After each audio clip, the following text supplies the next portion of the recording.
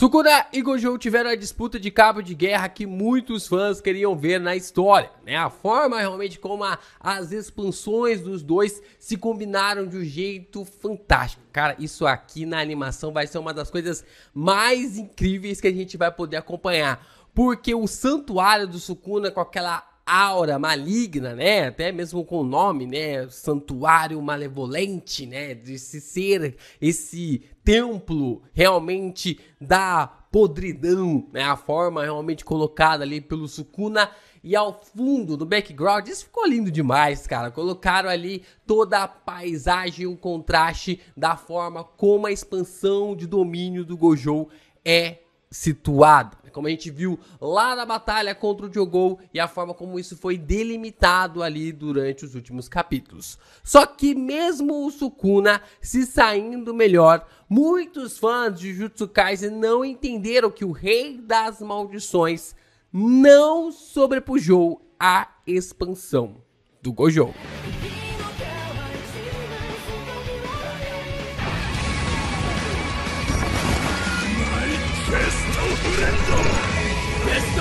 Yo, Geekins, aqui é o LP e vocês estão no canal do Geek Brasil. Fiquem ligados porque esse vídeo contém spoilers do mangá Jujutsu Kaisen. Sim, pessoal, eu já devo ter sido xingado de tudo quanto é nome.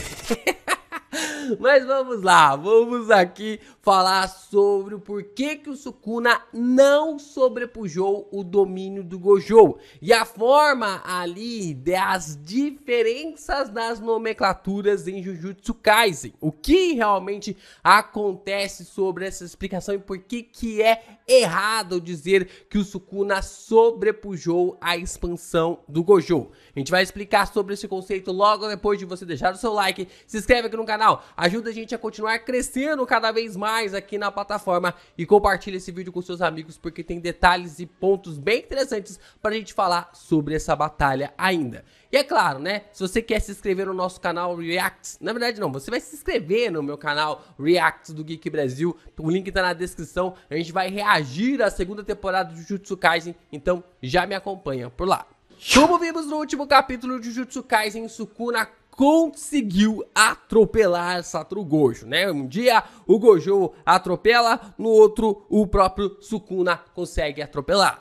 E assim a gente vai prosseguindo até o final dessa luta. Isso porque só foram 2 capítulos na forma como a gente conseguiu visualizar esse contexto da batalha, né? O Sukuna realmente conseguiu criar ali uma artimanha para mostrar, e a gente vai dar uma ênfase nisso lá no final do vídeo, sobre por que ele é o rei das maldições também, mas ele também é o rei das adaptações. Só que muitos fãs de Jujutsu Kaisen, né, e principalmente aqueles que estão frenéticos pelo Sukuna para ver a cabeça lá do Gojo rolando pelo cenário, pelo campo de batalha, a questão é que muitos desses fãs estão confundindo que o Sukuna derrotou o Gojo na expansão. E não foi isso, gente. Não foi exatamente isso que aconteceu. A questão é que todo mundo está levando o termo sobrepujar de uma forma errada, de um jeito errado, como é utilizado no mangá de Jujutsu Kaisen. A forma ali que é colocada pro termo sobrepujar em Jujutsu Kaisen tem um significado, mas por mais que essa palavra tenha 2 contextos na língua portuguesa. Então, nós vamos explicar aqui para vocês sobre os 2 significados que dá para se utilizar a palavra sobrepujar na língua portuguesa e como que essa nomenclatura é levada num sentido diferente no idioma japonês. O primeiro significado ali de sobrepujar é ultrapassar, se tornar superior, se tornar ali algo acima, mais forte. E o segundo significado é se pôr por cima, conseguir transpassar o obstáculo, né? Como se ficasse ali algo por baixo e outra coisa entrasse por cima. Quase ali dá o mesmo significado, daria ali na teoria, podemos dizer assim, quase o mesmo significado, mas Jujutsu Kaisen tem classificações e tem termos muito diferentes. A forma realmente de como todas essas explicações, através desses significados, demonstram o porquê que o Sukuna não sobrepujou a expansão do Gojo. E tudo isso fica mais claro quando a gente volta lá no capítulo 15, né? Quando o Gojo explica para o Itadori como que funciona as expansões de domínio, né? Como você deve utilizar, como você deve sair de uma expansão. E tudo isso é colocado de um termo realmente para garantir como o usuário de energia amaldiçoada deve lidar com essas habilidades. Quando o Gojo está lutando ali contra o Jogou, ele chama o Itadori para explicar a questão de sobrepujar. Gojo explica que pela barreira dele ser mais refinada, ele conseguia sobrepujar a barreira do Jogou, né? O Jogou realmente falando que iria queimar ali o próprio Gojo, dizendo até mesmo que se fosse qualquer feiticeiro, um feiticeiro qualquer dentro, só de ter entrado ali na barreira, né, do próprio personagem, da própria maldição, já teria sido fulminado. E aí o Gojo meio que fala para o Itadori que não era dessa forma como funcionava, porque a única forma, o único jeito de você sair de uma expansão de domínio é chamando a sua própria. E é o que o Gojo acaba fazendo. Quando ele percebe essa situação, ele acaba chamando a sua expansão de domínio e assim ele sobrepuja a expansão do Jogou. Para você entender melhor esse conceito ali da forma do que é ser uma barreira mais refinada, o conceito do tipo, a gente pode usar um exemplo de que a questão de uma expansão de domínio seja um colchão. É, exatamente, um colchão. Se a gente fosse usar uma expansão de domínio como um colchão, seria realmente essa figura. Quando a expansão ela é ativada, é como se um lençol fosse colocado por cima desse colchão. E aí o que acontece? Quando uma segunda expansão é utilizada e ela é mais refinada que a primeira, o que acontece? O lençol ele sobrepõe tanto o colchão quanto também o primeiro lençol. O segundo lençol acaba sobrepondo tanto o colchão quanto também ali o lençol. Então é por isso até mesmo ali que a gente observa a Mei Mei e também outros personagens explicando que seria impossível fazer uma expansão de domínio sem ali um copo d'água para segurar a água ou ali o software sem o hardware. Então todos esses detalhes é porque precisa ter uma base para que a expansão aconteça. Basicamente, o colchão seria essa base e o lençol seria a expansão de domínio. Então, para você ter ali essa sobrepujação, a gente teria que ter realmente um lençol sobrepondo outro lençol. E assim a gente pode observar que esse conceito funciona muito bem com o próprio Gojo, com outros feiticeiros e também maldições.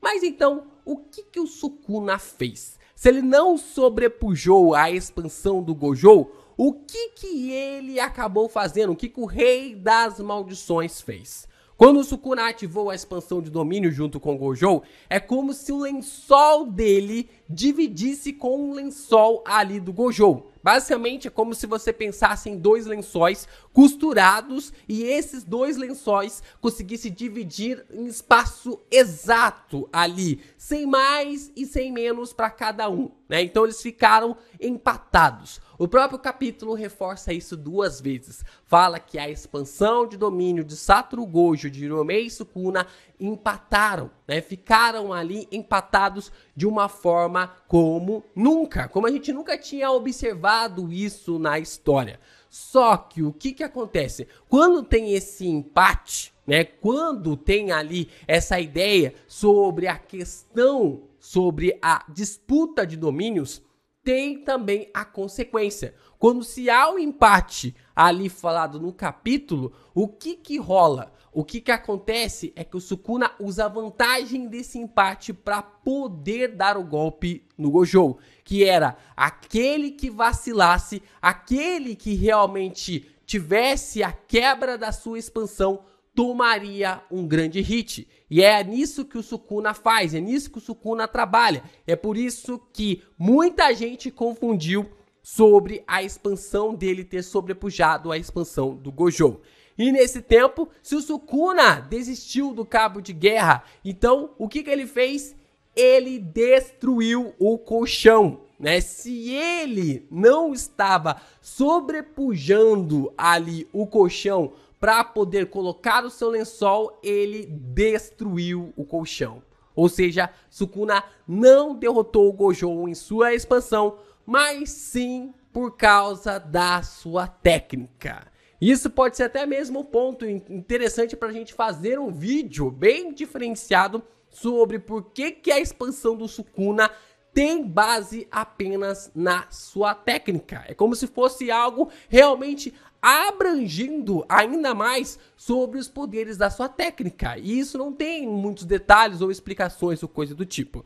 Porque o que é a expansão de domínio do Sukuna? É apenas a sua técnica sendo aplicada em uma área absurda, usando o desmantelar para cortar qualquer coisa inanimada e sem energia amaldiçoada, e o clivar para cortar alvos com energia amaldiçoada. Ponto. Não tem mais nada, né? E basicamente, o que é a técnica do Sukuna? É usar o desmantelar para cortar coisas inanimadas e sem energia amaldiçoada, e o clivar para cortar alvos com energia amaldiçoada. Só que quando ele ativa a sua expansão de domínio, ele pode fazer isso numa área muito maior. Ele pode fazer isso numa área muito maior, já que ele não possui uma barreira. A sua expansão não possui um limite. Ele não consegue, na verdade, ele não possui ali uma limitação para a sua expansão. Como a expansão do Sukuna não precisa de uma barreira, ele pode usar os cortes de fora da sua expansão para atacar as expansões dos seus adversários de fora para dentro. E é o que ele faz ali com a expansão de Satoru Gojo. E assim, como eu disse para vocês, ele usa o benefício do empate cortando o Satoru. E é por isso que eu falei para vocês no vídeo, gente, que o Sukuna, ele não é o rei das maldições por causa da sua técnica ou coisa do tipo. Ele é o rei por causa de se adaptar em tudo. O Sukuna passa por cima de todos os obstáculos e todos os seus adversários por causa da sua habilidade de se adaptar em tudo. E durante toda a história de Jujutsu Kaisen, a gente observa que o Sukuna sempre foi nessa ideia de se adaptar às habilidades dos seus adversários. A gente observou ali que assim que ele coloca os olhos na técnica do Megumi, ele já entendeu que o personagem estava utilizando os poderes de forma errada. Da mesma forma, quando ele foi lutar contra Yoruzu, ele já havia entendido o que deveria fazer para conseguir derrotar a personagem. Da mesma forma com o Jogou, como a Horaga, só de olhar o Sukuna ele consegue decifrar e consegue ali traçar um planejamento para derrotar o seu adversário. Não é por causa da sua técnica, não é por causa da sua energia amaldiçoada, não é por causa nada disso. É claro que tudo isso é um bônus, é a forma realmente que acrescenta aos seus poderes, mas porque ele é um cara que se adapta em qualquer lugar, em qualquer forma que é testada. O cara usou um domínio ampliado, criando uma restrição em si próprio para que não usasse nenhuma técnica, e mesmo assim ainda conseguiu criar uma brecha para matar o Gojo. Por mais que eu não acredito que o Satoru vai morrer por esse golpe, já que ele se curou em uma situação muito mais complicada, que foi contra o Toji, o próprio Sukuna, mesmo não tendo acesso às suas técnicas, ele conseguiu dar um golpe fatal no Gojo. É claro que depois ali da sua expansão e criar ali uma ambientação para destrinchar ali através da vantagem que ele conseguiu vencer pelo empate, esse contexto abrange ainda mais o personagem em sua sagacidade. O mérito do Sukuna não está na expansão, mas sim na forma como ele se adapta como ninguém. Sukuna é diferenciado demais. Parece até mesmo quase como um erro criado ali pela energia amaldiçoada. Talvez, se pararmos para pensar, é por isso que os 6 olhos foi criado.